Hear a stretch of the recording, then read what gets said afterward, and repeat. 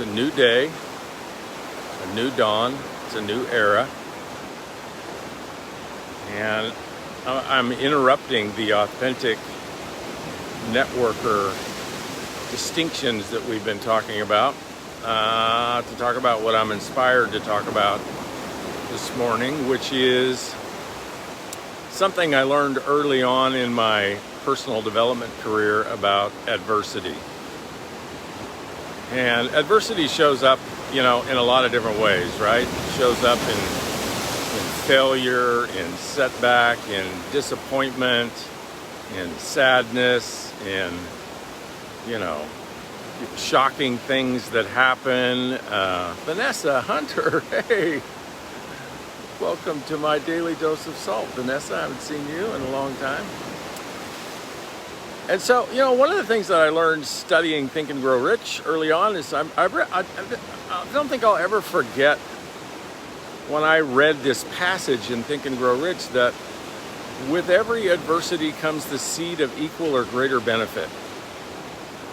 And, of course, Napoleon Hill was hard for me to read because he wrote in that old English, just kind of crazy writing, right? But so I had to read it over and over and over again. I said, let me understand this. Wait a minute. Okay, well, how does this work? So every time something really bad happens, something good's going to happen? What does that mean? How's that work? And fortunately, I stayed with it and studied the concept of adversity and greater benefit. And what I found from Napoleon Hill and other people is that it really, like kind of the old cliche, it's not what happens to you, it's how you respond to what happens to you that determines the outcome. And so what Napoleon Hill taught Jeannie, I don't know, you could tell me here, you might be the only person on this broadcast, and you might be the only person alive today that I know that sat at the feet of Napoleon Hill in one of his last live trainings.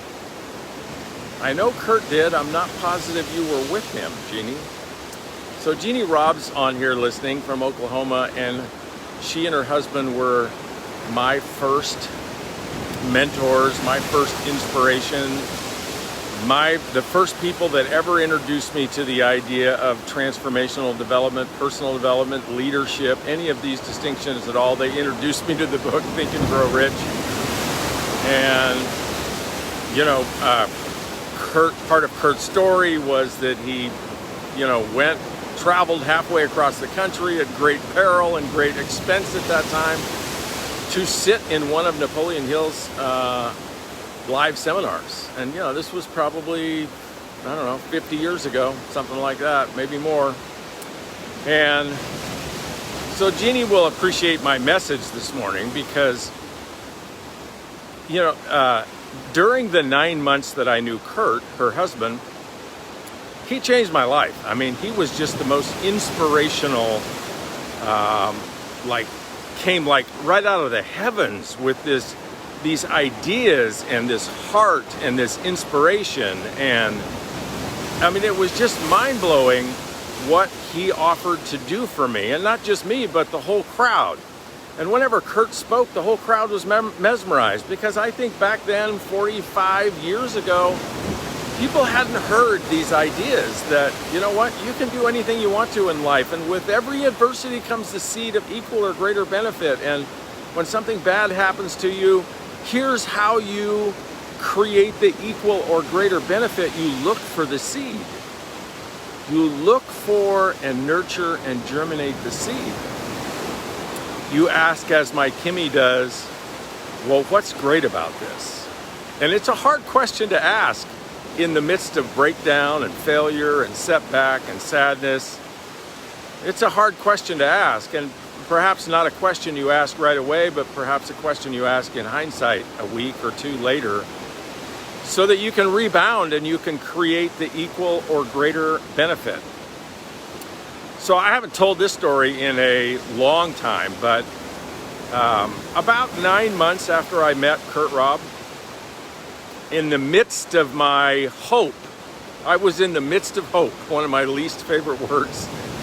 But Kurt Robb was a hope merchant. He was a merchant of hope. But his distinction and my distinction of hope back then was different. It wasn't that resignation, oh, I hope I'm going to be successful. Kurt Robb was a merchant of hope, and he inspired you to believe in the inevitability of the vision that he brought and that he inspired.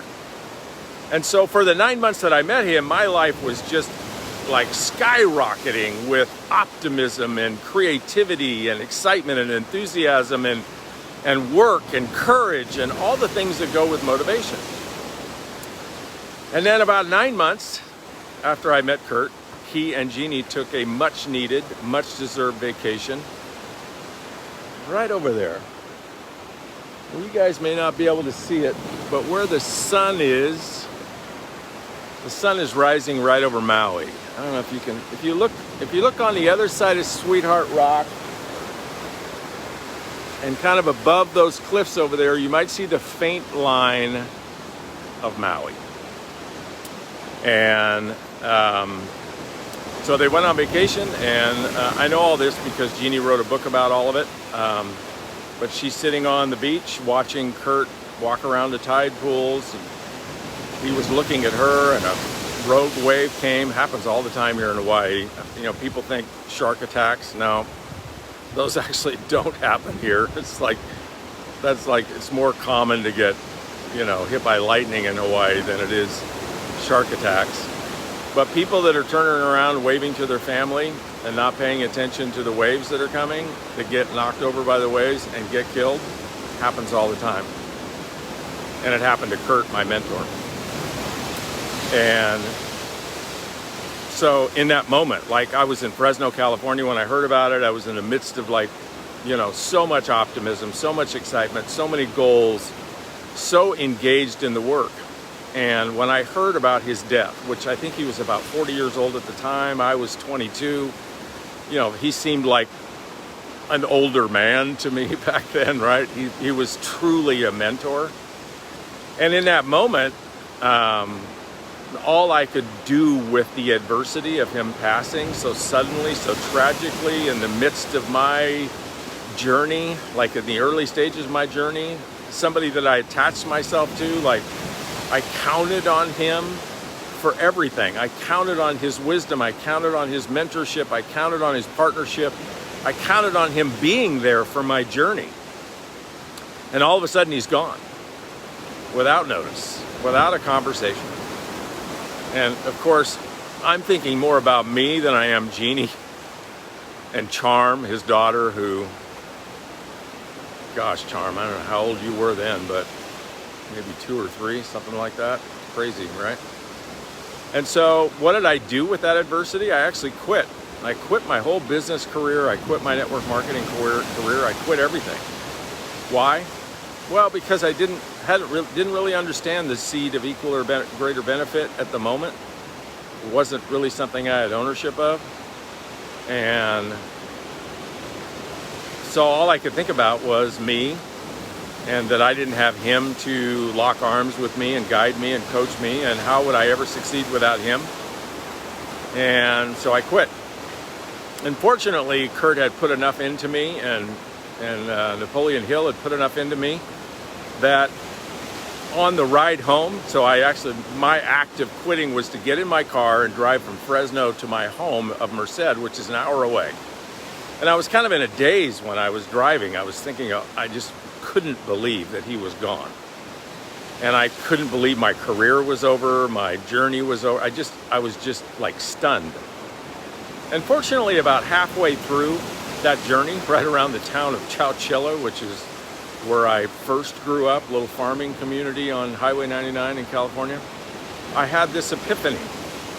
And the epiphany, folks, came because I was prepared for the epiphany. I'd done enough studying, I'd listened to Kurt enough to understand the idea of a seed of equal or greater benefit. I understood all of it. I really wish Siri would not interrupt my broadcasts. You say the wrong word in a live and Siri joins the live. So I'm about Chowchilla, driving in my car, and I have this epiphany, and the epiphany was, what a disgrace. What a disgrace to the work, the contribution, the courage, the leadership that Kurt had put in me. What a disgrace I was to quit. And that the only way I could really honor the work that he had done was to quit being that giant sucking sound, which I didn't notice it at the time. He probably noticed it. Jeannie probably noticed it, and it wasn't just me, right? But my relationship to Kurt and Jeannie at the time was, oh, give me more, tell me again, help me, listen to me, touch me, pay attention to me. When you're speaking on stage, look at me. Oh my gosh, if you ever mentioned my name, right? All of that like giant sucking sound of needing recognition and attention and help and reinforcement and tell me again and tell me how to do this again. And I knew how to do it. I just wanted to hear his voice tell me again, right? So, part of the adversity that was going on there is, yes, he passed, but for 9 months prior to his passing, another adversity was that he was putting all this into me and I wasn't doing anything with it other than asking for more, So what better way to honor how somebody is contributing to your life than to set them free? See, I could have set Kurt free during that 9 months by letting go of my need for his recognition, my need for his tell me again. I just need to hear you tell me again. Not because I forgot, but because I just needed to bathe myself in that inspiration. And so I didn't set Kurt free to go help somebody else because he was always having to pay attention to me. Giant sucking sound, not just me, right? There was like a whole bunch of us for Merced that were like little baby chicks, right? Right? More food. And would have been a beautiful thing for us to grow up quicker and release him to go inspire some other people before he left. So anyway, I get distracted. So right about Chowchilla, I had this epiphany. And I had the epiphany because I was prepared to have it. That quitting was a disgraceful way to honor the contributions that Kurt had given me. And that the way I could honor him the best was to rise up and take what he'd already taught me. And I don't know how many times he told me. You already know more than you need to know to go do everything you want to do in life. You already know it. You've learned it. I've taught it to you. I've seen you repeat it. In fact, he used to tell me, I've seen you teach other people what I'm teaching you. You know this already. You already know way more than you need to know. You just need to go do it. And you know what kept me from doing it? Was his presence. He was there. He was there to feed me. So why do I need to go do it? I got him. And so his passing actually set me free and set a bunch of other people free that understood the seed of equal or greater benefit. And we went on and became mini, and only mini Kurt Robs. And we did that because we understood that, if you find the seed and you nurture the seed, and your vision and your cause and your mission is bigger than some adversity, then you can turn that adversity into a greater benefit. And I don't mean just a little bit greater, I mean maybe 10 times greater, maybe 100 times greater. One of the things that I see going on in our profession, most of us are network marketers, but it just happened in my company, the company that Kimmy and I are building in. Some of the top executives, the COO of the company, the president of the company, a couple of the C-suite people, in a matter of like a month, like quit, or I don't know, got fired. I don't know what happened, right? But they're gone. And of course, I just watch with empathy all these field leaders who are interpreting that an employee of the company is no longer with us is like the end of everything.